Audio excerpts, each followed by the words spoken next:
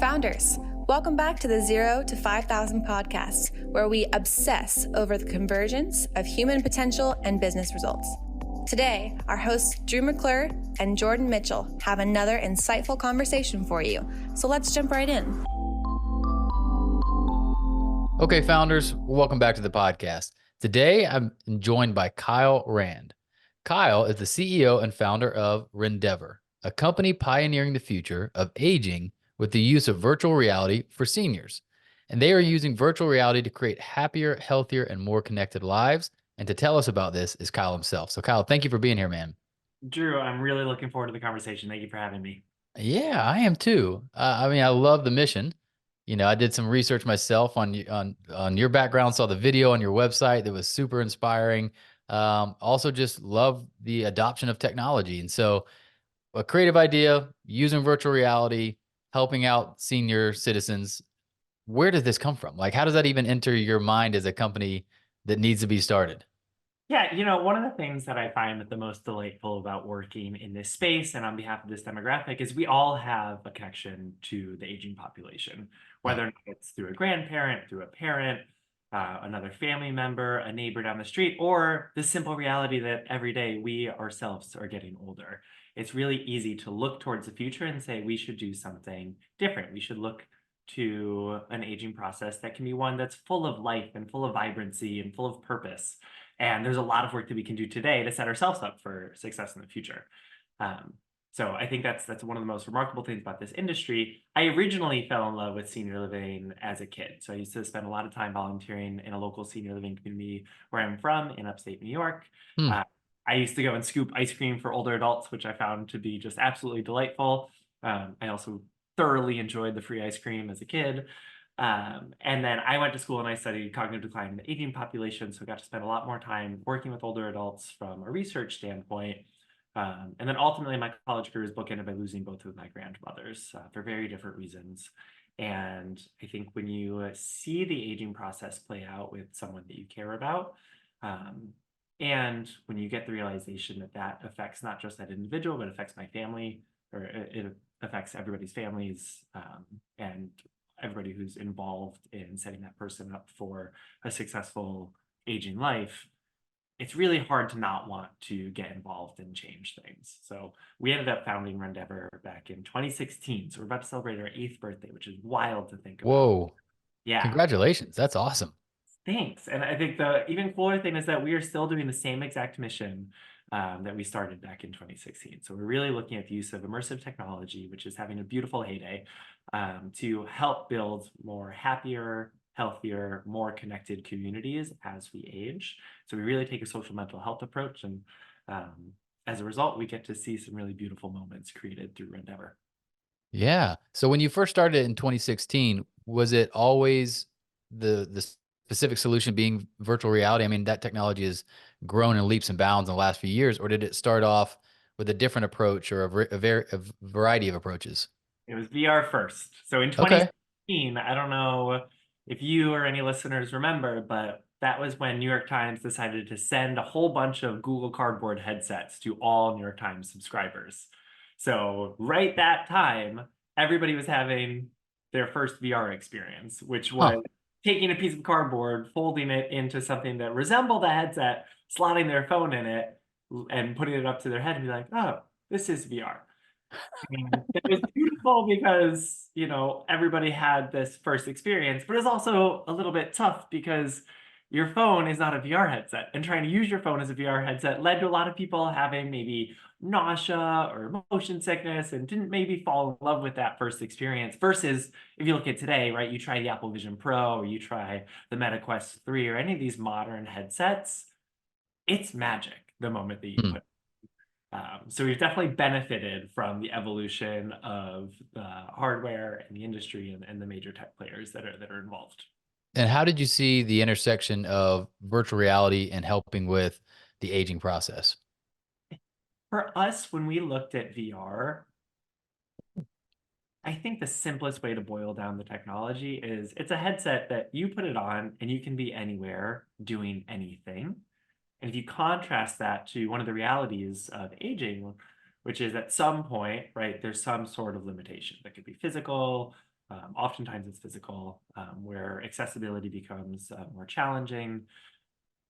To be able to bring the entire world to someone where they're actively sitting or actively aging is just like a door opening experience in the purest way, which is why we ended up building out this tagline that is expanding worlds, because we look at this technology to open the world back up to people who had that door closed.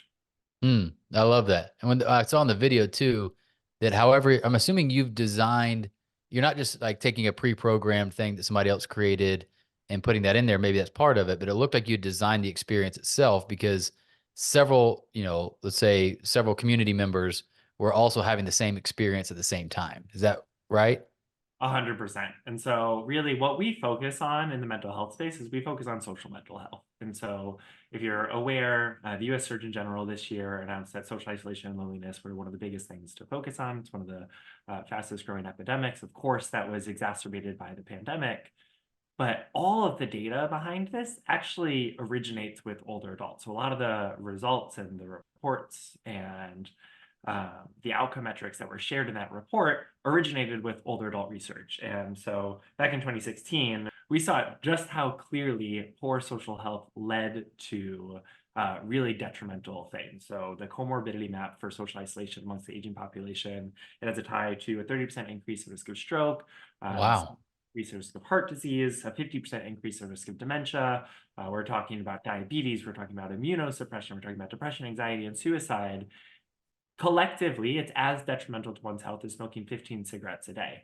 It's very clear that the number one way to create a better structure for aging is to start with social health and start communities to form in more authentic ways and relationships to build in more authentic ways. And that's really where we see the opportunity for tech and for VR for this population.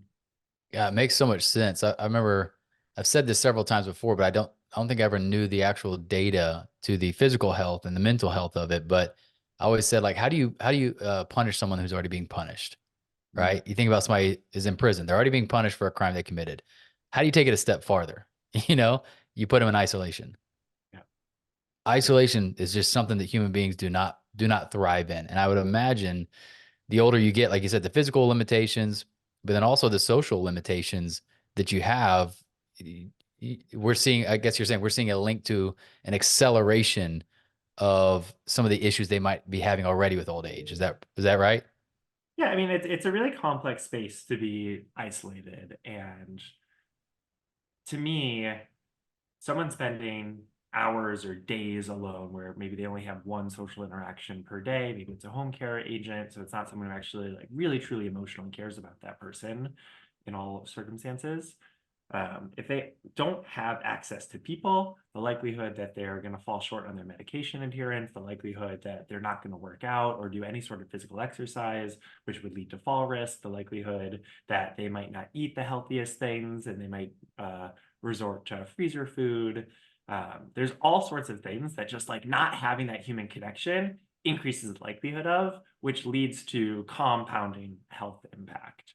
Which is why for us, it's like, how do we go right to the core of the issue, which is how do we build communities that people want to be a part of, not just like physically showing up in the communities, but emotionally showing up and building better human connections. And one of the first things we did was we did a study where we found that after 2 weeks of daily shared experiences using Rendever, we saw a statistically significant decrease in depression scores amongst participants and increases in a few different measures of social health. The one that I think is most interesting is we actually saw an increase in trust. So people started to trust each other more, they started to trust their staff more.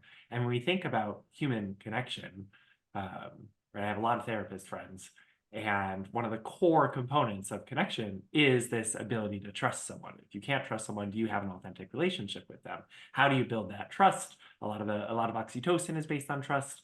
It comes down to what we believe is the foundation of human connection is positive shared experiences. How do we get people to sit down and laugh together, or sit down and smile together and have like this amazing reaction to something that otherwise could be so simple, but because they're reacting together, we can actually cultivate the beginning of a relationship. Yeah, I've heard in neuroscience they use this phrase that the things that fire together wire together. Yeah. Right?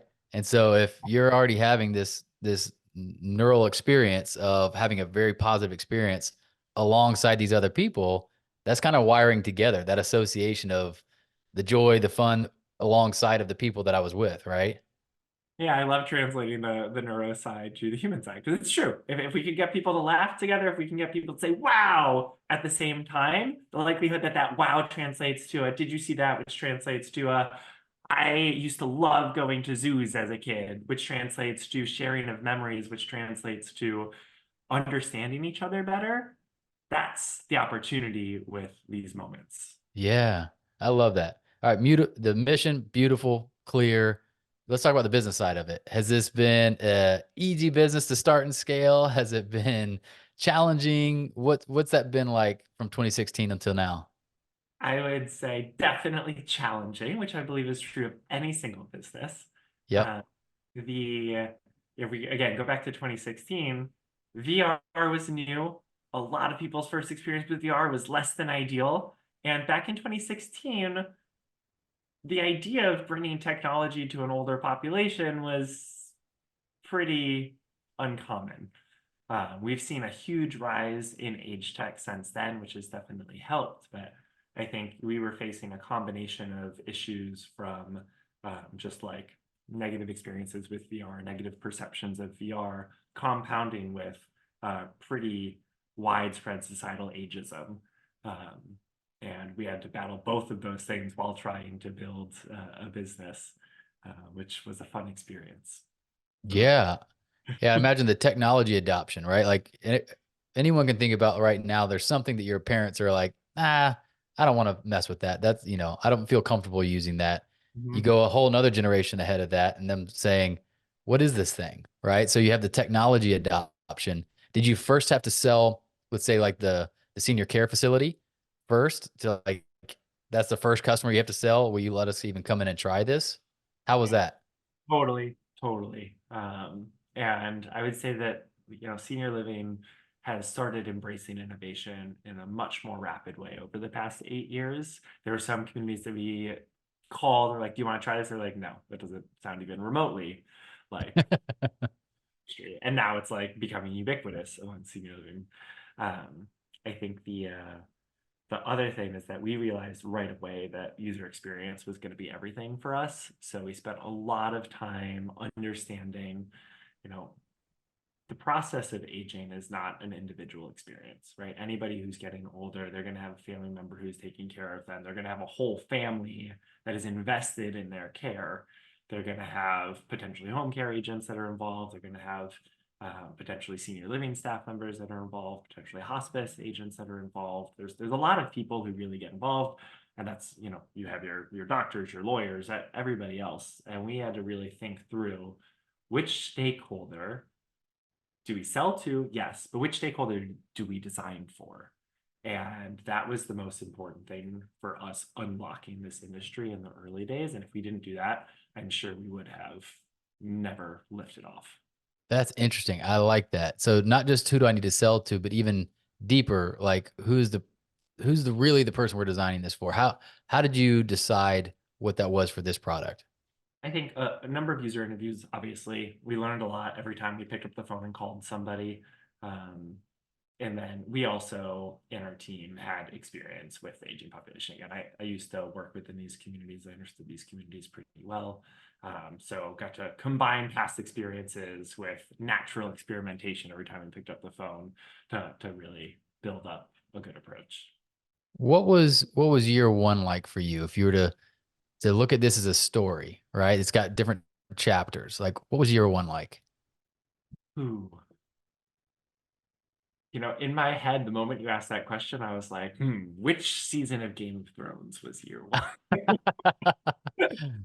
I'd say year one was messy in every way. And like parts of it were beautiful, parts of it were painful. Um, there was a lot that we didn't know, and there was a lot of differing opinions on what was possible and what was probable. And I think that caused a lot of turmoil and doubt, which is which is normal for any company. Yes, the unknown. You're starting literally in the unknown.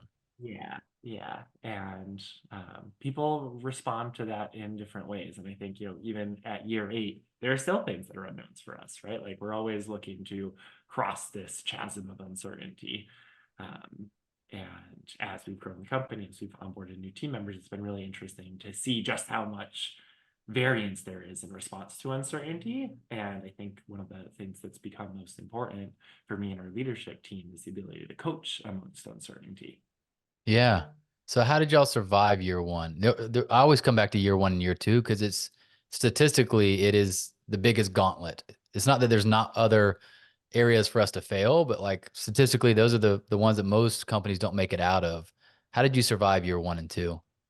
I'd say we benefited most from a really supportive community. So we actually had a couple co-founders leave the company during year 1. And at that point, it was like a real serious moment of what are we going to do? Like, Mm-hmm. is there validity here? And we luckily were part of a community that was ruthlessly dedicated to their companies and their portfolio. And I remember walking in one day to that community while we were going through this moment of massive uncertainty. And I was treated to a giant group hug.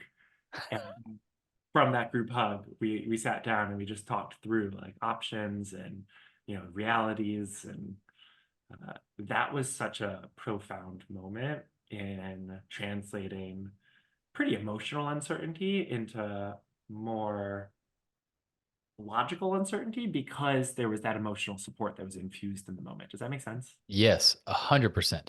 Part of the fuzziness is just the emotional, cloudy self-doubt, worry. I don't want to let people down. Do I know what I'm doing? And when you felt, it sounds like when you felt some of that emotional instability go away, I'm not alone. People believe in me. I'm not crazy. It just brought the logical side of, so what's the problem and what's the solution? Is that what it was? 100%. Well So put. is it venture backed? Is it a Y Combinator type thing? Like what was that community you were a part of?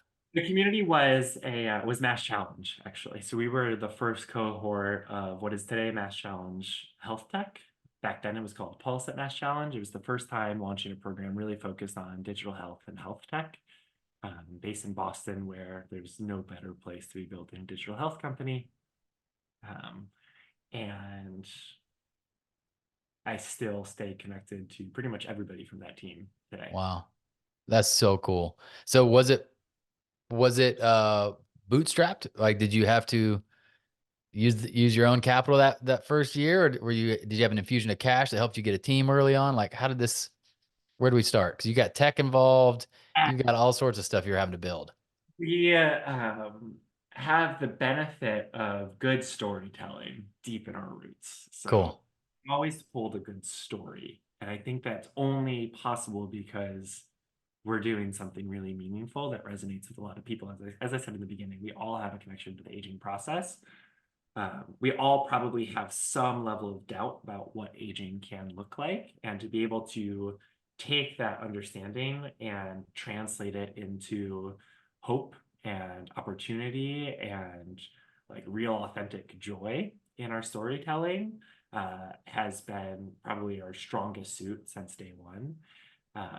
Through that, we won a number of different pitch competitions. At Mass Challenge, we ended up winning the Gold Award, which was a 40K check, which was huge for us as we were Heck going yeah. like sense of massive uncertainty. And then what we did is we focused on customers and bringing on early customers, early adopters, and learning relentlessly through each one of them. And so rather than spend a lot of time on the VC route, we spent a lot of time with those early adopters. We would go dedicate resources to going on site, training them on site, spending 3 hours with them, learning as much as we humanly could to make sure we were always improving the post-onboarding experience while learning about how to actually make the sales process work. And through that, we were able to win some really great contracts. And to this day, we're still looking at 95% retention rates. Wow. really beautiful. And it all started with like a really, really, really deep understanding that we have to understand, or a deep focus that we have to understand how this gets used in the real world and how we build a full customer journey that keeps the cycle moving in the positive direction.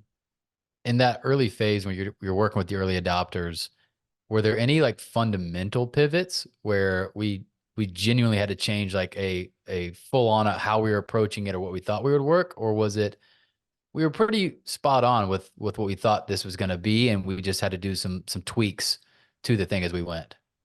I would say what we really ended up doing, and this is true of most companies, is we just got really good at what we were good at.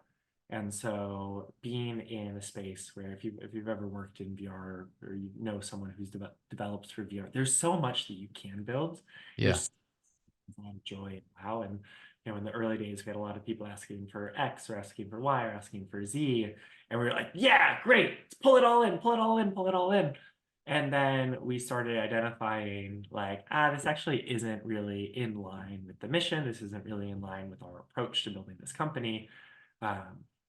Or this is. And it's funny, like as I say this, that there are definitely people who've been a part of our journey, or have seen what we've done. They're like, they actually build a lot. I don't know how focused they really are, but for us is like we build things with efficiency, and only if like we're really true believers in the MVPs, but also only if it aligns with the ultimate mission, which is building more authentic communities for this population. And I think that was like the most important thing for us. So it wasn't so much a pivot, it was just a constant like, if you had Like refining.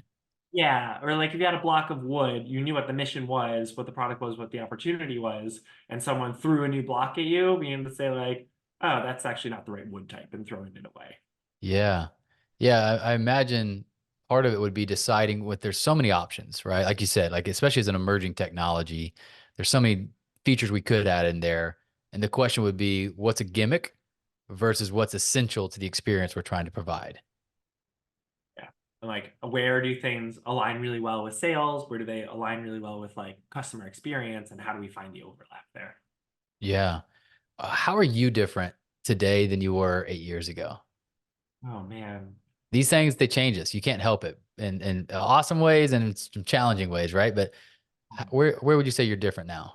8 years ago, I was 24 years old. So I couldn't even imagine. We've changed a lot as a company and me as an individual. I don't even know how to simplify that. Like, pretty much my entire professional career has been Rendever. I think one of the things that I recognized that I needed to do early on was with, my relative lack of experience, relative youth serving a population that tended to be a little bit more old school, was I had to be relentlessly dedicated to my own personal growth. And to this day, like I really believe that the only way to stay in my position is to constantly be leveling up in my opportunities within this position. So I have a great executive coach, which I absolutely love, but I spend as much time as I can reading, learning, understanding how other people are approaching their jobs within this org to figure out how I can coach and do better in the support role, as well as in the like cross-functional leadership role. And I would say when I was 24, I was 100% like just doing the things. Like I can, Yeah. that is in the early stages, that's kind of the role. It's just do the Yeah. things. Yeah. Uh, and identifying as you bring in people and as you start trusting like the leaders that you're cultivating, understanding where you do still need to do the things and where you need to kind of step off and coach people to do the things has been a constant learning process for me, that I just keep staying focused on. Love it. I love it. And again, I know I'm asking you kind of deep questions that I want you just to free flow with me, right? So, which of those changes as a leader has had the most disproportionate impact, highest ROI, whether that be for you and personally, like, man, this took so much pressure off of me, or it could be impact on the business. You know, you mentioned the switch that everybody has to make going from I did everything because I had to do everything, Mhm. to now I'm learning to lead people who are doing everything. Were there any other ones, like finding your confidence or learning how to delegate, or I don't know what it might be for you? I think the well, let me rephrase the question, and then I can go deeper a little bit. Do you know the book Multipliers? For me, Yes. reading that book was a really important moment in my growth as a leader because, as I said, like I was someone who fresh out of school, fresh out of a couple like great jobs, dove right into the founder journey. Early stages all about just doing the things, building the things, going as fast as you humanly can. Making that shift in mindset and kind of internal psychology, I think Multipliers is really like a foundational book where I always understood delegation. I always understood why it was important, always understood what it looked like. But I think actually cultivating a level of mutual trust in transferring decision-making process was not something that I had ever been trained or coached in. And like I, as much as I read about it, as much as I like practiced it, it wasn't until I read that book that it really became apparent that like it's an entire skill set of itself to cultivate that mutual trust. And where I had been like maybe frustrated in giving up decision making power, I was then able to actually get really excited about transferring decision making power. What in particular did you learn? How did you develop that skill set that led to more trust in that passing off process? I think for me, it was more of an internal like psychological shift where I was like, there's still things that I'm just doing, right? That I think will always be the case, where I needed to mark for myself, it is time to pivot from doing mode to like leadership mode. And with that internal marking, then I was able to really lean into the kind of things that are necessary for that decision-making process to move over, or for trust to be cultivated, or for the kind of like questioning and answering that's necessary to build both of those things to feel like the actual focus. And it sounds so simple, right? Like we're all so good at putting on different hats, but for me, it was putting on a different mindset that Yeah. needed to be switched quickly. Yeah. It's not easy. It's not easy. In practice, it's not, especially when the bigger the company gets, the more the stakes are in the thing that you know internally. I know I can do a good job at this. You know, there's an emotional component to delegation as much as there is a skill component to delegation. Both of those are difficult, right? And I think one of the things that helped in a less healthy way was there were moments where we were like, I feel like this is Groundhog's Day. Like, I don't want to go through the same like process because I already know what it looks like, and it really shouldn't be me doing it. And I had to go through enough Groundhog Day moments to be like, this is why we don't just delegate tasks, we actually transfer responsibilities and cultivate equal approaches. Yeah, I love that. I love that. Yeah, we see this often where some people will say they're delegating, but in the pass off process, they've just found someone to micromanage, and that frustrates people. Others don't know what they're doing, and so they go, "Fine, it's yours." And the person feels like, "You didn't give me any blueprints, you didn't transfer any knowledge." And if somewhere in between, if we can, slowly pass off to the person feeling really empowered, the way we always describe it is you have to slow down in order to speed up. It feels slower than you'd like at the beginning, but when you do it well, you speed up afterwards because you've really got somebody that knows what they're doing and you get to back away. Have you had a similar type experience with that? Oh my God, of course. And I think like we've all been through each side of that spectrum, right? Yeah. Like times where we've all probably been interpreted as micromanaging when internally we were trying to do the right thing. And we've all probably been interpreted as like being too hands off when we were trying to do the right thing. And I think, Yes.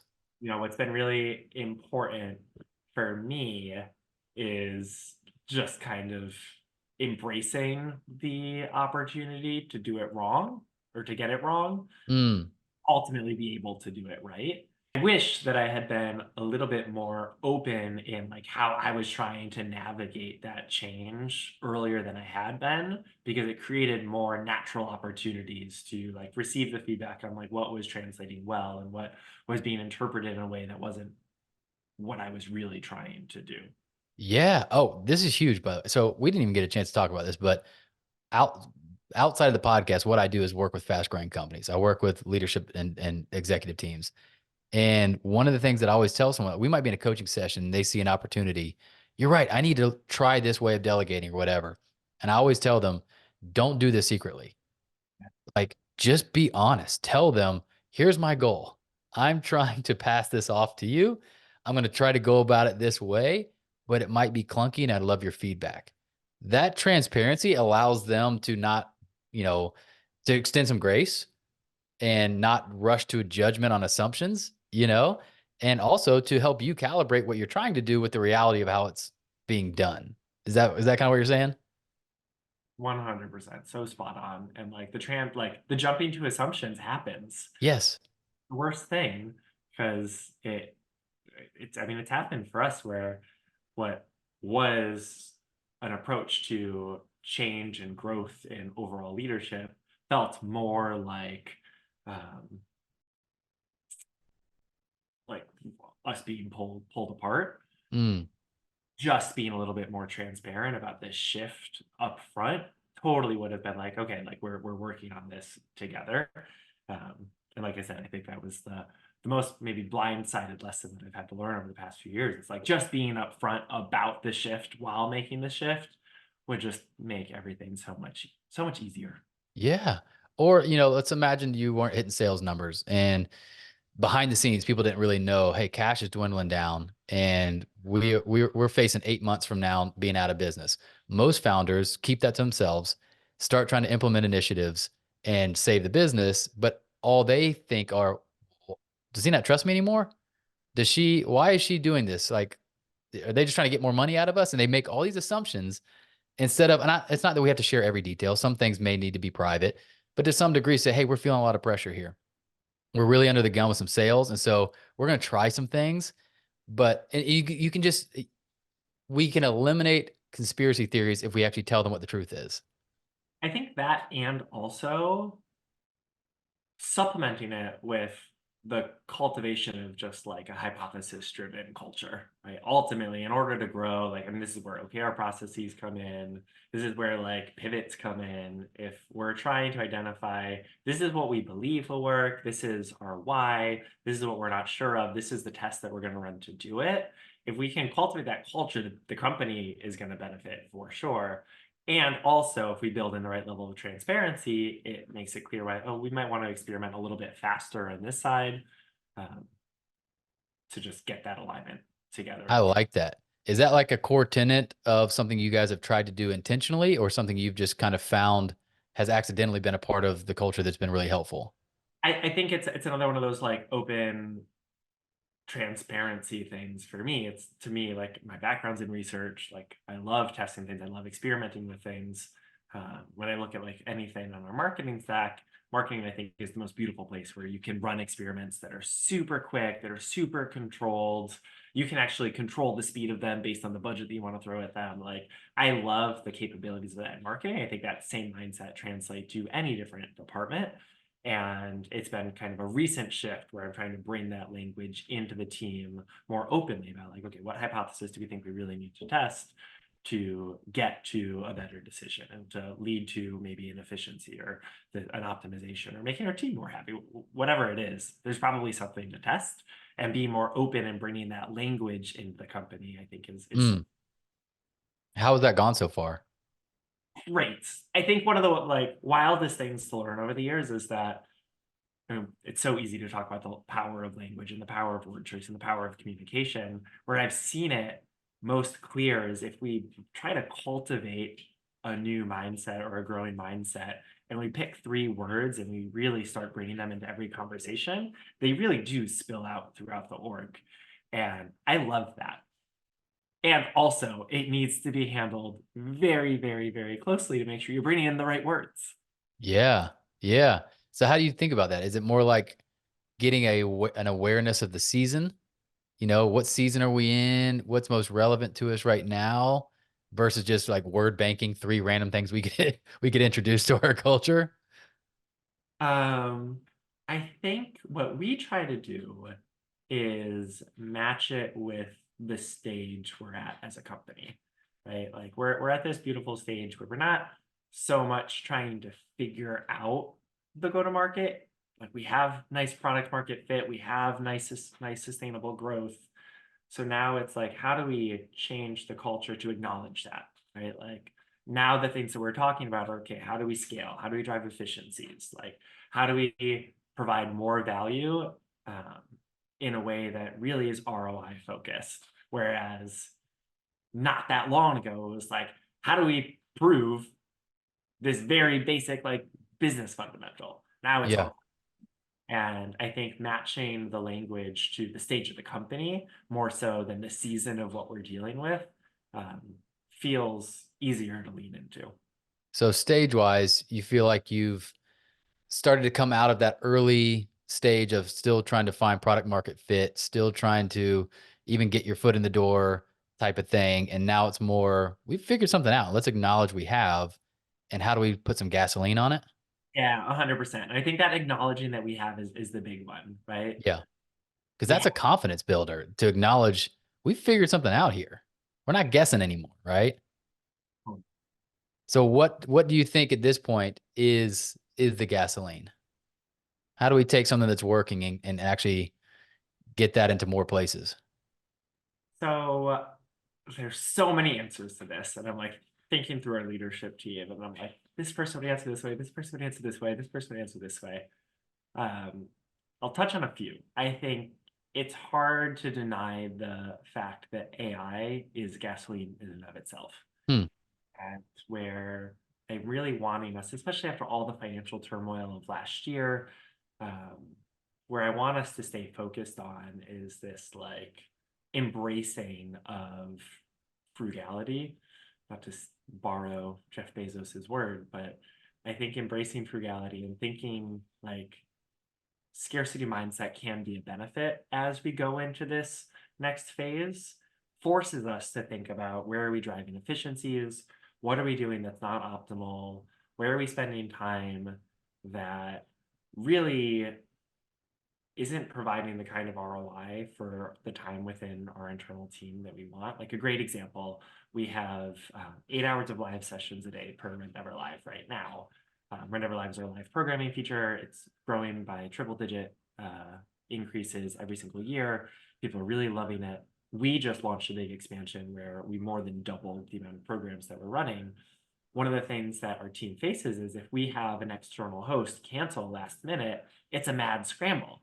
And so we brought the team together and we're like, okay, like not only is this maybe every time a host cancels, it's an hour of just coordination, it's also mental energy that's going in that direction. And so if we acknowledge it's not just an hour, but it's more than that because of the mental exhaustion, mental fatigue, then clearly we need to change it. And let's look at other businesses. Like to me, like shift management tools abound everywhere. They're super cheap. What if we just took that approach to say, how do we remove the mental lift from this, the emotional lift from this, which would then make our internal teammates happier and able to stay focused on the things that matter more. Whereas it could be a total solution that you're just like, well, let's just like throw X money at this thing to make it better in that way. And I think focusing that conversation on ROI, on efficiency, on optimization makes us all better, and will make the value of each dollar stretch a lot farther. And Yeah. let's have to think about those dollars in a way that matches more with the stage of the company that we are, which is growth oriented. Yeah. I love it. I mean, the way I've thought about it is like kind of double bouncing your growth where, if you think about like just as a person, like how do I have more money in the bank? It's like you got one obvious option, which is to go make more money, right? But if you're making more money while also getting better at spending less money, you have like doubled the impact of making more money. that money is just, it's like it goes so much faster Totally. towards the goal than just we keep making more money, but we're really good at spending it too, right? That's demoralizing. We're like, yeah, we doubled our revenue, but we barely moved our profit margins. You're like, oh, that sucks. That was a lot of effort for a little return, right? And so much of like the startup mentality has been spend, spend, spend, grow, grow, grow. Yes. And I think the beauty of the turmoil of last year, just looking at the silver lining, because it was awful for so many, um, is that the whole industry has shifted towards smarter spending habits. Yeah. Yeah. I've had several tech companies on here. I've had investors on here, and they all talked about the getting back to the basics. Mhm. They were like, one of the great resets was like, are we doing the basics? Like, do we have a profitable business, or or at least will it be profitable in a reasonable amount of time versus just the thought like, well, just money will never stop coming in. And so we can outrun these issues forever as long as we just keep growing. It's like, there is no infinite growth. Mhm. There, at some point, you're going to have to reckon with, did we create a sinking ship that just outran the water? Or did we actually have a floating vessel that can survive on its own, right? We've all made mistakes on the side of spending, right? Like I even think back to right before the financial turmoil really hit March of last year, we had brought on a couple hires, and all of a sudden things shifted, and we had to devote so much like strategic thinking to the financial turmoil. And what we missed in that was thinking really clearly about how to optimize the resources that we just brought in. And so that's like, I feel like the folly of business. Um, but if we can stay focused on really optimizing any of our internal resources, whatever that is, through tooling, through AI, through leveling up, through um, providing more like mentorship opportunities, we're just going to be better collectively. What's the size of the team now? We're just about 30 internally. Okay. Gotcha. So you're still in somewhat of the early, not early stages of business and all that kind of stuff, but as a team formation and of really even the growing of responsibilities and all that kind of stuff, you're still on that earlier side, right? I'm curious if you're seeing is from, I've done like 300 plus of these interviews. So I just have a lot of kind of anecdotal data points, plus the companies we work with, but right around 30 is where they start to see a shift. From 30 to 50 seems like a shift from organic to organized, Mm. where before that organic actually was an asset. Like, hey, let's be fluid. Let's not have too many systems and processes weighing us down. And then right on like 30 and beyond, you start to feel a felt need of like, I think we need to do this the same way every time. I think we need a process here. Has that started to happen already? Yeah, yeah. So we're actually somewhere between 30 and 35 right now. And so we hit 30 probably middle of last year. And that was when it was like that shift really just actively happened. And um, where I'm sitting, I love the organic. I love Yeah. the kind of messy side of building a company, but I don't love the impact of unorganized at the scale that we're at with the team right now. And I don't love that side enough to bypass my love for the organic side and say, okay, like let's actually dedicate as much as we can to changing this. Which goes back to an earlier point, which is just like there are different ways to influence a shift in leadership style. Can totally be positive. It can totally be like removing pain. Yeah, absolutely. And again, it makes sense that early on, you're not going to have as much pain because there's not as much demand. And it's like, yeah, we didn't drop as many balls because there were enough of us to catch it before it hit the ground. But you start getting an influx of employees, an influx of customers, the amount of demand on your system, even it exposes some of those like, we're not getting away with it like we used to. Like, the ball is being dropped and dang, I think we need to have a system in place to make sure that doesn't happen. Right. But that sucks at first because you're like, part of you misses the good old days when we didn't have to do that. And there's a growing pain. We call it like the awkward teenage years of like, there's some growing pains into who we really can be. Have y'all started to feel that growing pain? Of course. I mean, I would say we felt growing pains every single month of every single year since then. Yeah. Yeah. Different kind of growing pains. They're just always different. And, we've been really clear since day one about hiring people who embody grit and who embody resiliency and who embody passion for what we're doing. Because the semi-quote Angela Duckworth, you can only really be gritty if you're passionate about what you need to be gritty about. And because of that, we've been able to like navigate each growing pain with cultivation of just like being better, whether it's being better leaders or being better contributors or being better just humans, and how we show up in the workplace. And that's been really beautiful to see. And also, it would be really nice to have less pain. I think it's just part of business. Yeah. I mean, one of my neuroscience friends says, you got to understand at the basic level, your brain just wants to either move you towards pleasure or away from pain. Right. He's like, that's it. You're doing one or the other. I see an opportunity for more pleasure, more growth, more opportunity, or I see somewhere I'm in pain that I don't want to be in pain anymore. And so let's get me out of that pain. I think it's kind of similar in business too, right?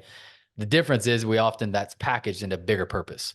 And it's packaged in a bigger mission that maybe keeps those from being out of balance, chasing something that's unnecessary or not part of the mission, right?